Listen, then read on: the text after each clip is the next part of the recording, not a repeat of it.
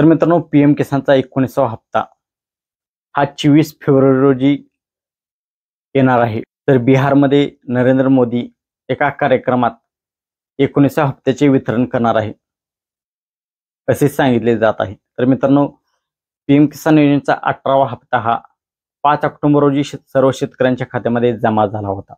तर पीएम किसान योजनेचा 19वा हप्ता हा 24 फेब्रुवारी रोजी सर्व शेतकऱ्यांच्या खात्यामध्ये जमा होईल असे सांगितले जात आहे। सर्व शेतकरी पीएम किसानच्या 19व्या हप्त्याची वाट पाहत आहेत।